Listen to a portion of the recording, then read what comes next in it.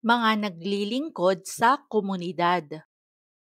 Sa paaralan, makikita ang mga guro sa komunidad. Sila ang nagsisilbing pangalawang magulang ng mga mag-aaral sa loob ng paaralan. Matiyaga silang nagtuturo ng mga aralin, pati na rin ang mabubuting asal sa mag-aaral. Ang mga pari, pastor at imam sa komunidad ay may malaking bahaging ginagampanan.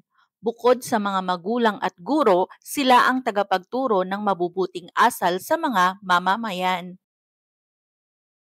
Mayroon ding mga nangangalaga sa kaligtasan ng mga mamamayan. Pagdating sa kaligtasan ng komunidad, maaasahan ang mga pulis. Sila ang mga humuhuli sa mga taong hindi sumusunod sa batas o gumagawa ng masama sa kapwa. Gaya ng mga pulis, pinoprotektahan din ng mga barangay tanod ang mga mamamayan. Palagi rin nilang binabantayan ang seguridad ng komunidad. Kapag nagkaroon ng sunog sa komunidad, ang mga bumbero ang nagbibigay ng tulong. Sila ang nag-aapula ng mga sunog at nagliligtas sa mga biktima.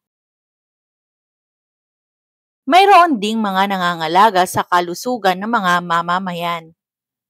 Upang masiguro na mabuti ang kanilang kalusugan, lumalapit sa mga doktor ang mga mamamayan. Ang mga doktor ang nagbibigay ng lunas sa mga karamdaman. Ang nurse ang tumutulong sa mga doktor sa pangangalaga ng may mga sakit. Kapag wala ang doktor, sila ang patuloy na tumitiyak sa pagbuti ng kalagayan ng mga pasyente. Tungkulin naman ng mga dentista na pangalagaan ang ngipin ng mga mamamayan. Kung may doktor ang mga tao, mayroon din ang mga hayop. Ito ang mga veterinaryo. Sinisiguro nilang mabuti ang kalagayan ng mga alagang hayop sa komunidad. May naghahanda ng mga pagkain sa komunidad. Mahalaga ang mga magsasaka sa komunidad. Sila ang nagtatanim ng mga palay. Ito ang ginagawang kanin na hindi mawawala sa pagkain nating mga Pilipino. Dahil naman sa mangingisda, kaya ang mga tao sa komunidad ay nakakakain ng isda at iba pang lamang dagat. Gayun din, kung wala ang mga panadero, walang makakain na pandesal o tinapay ang mamamayan.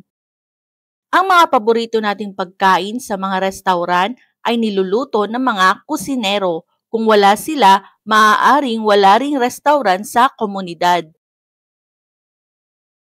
Mayroon pang ibang nagbibigay serbisyo sa komunidad.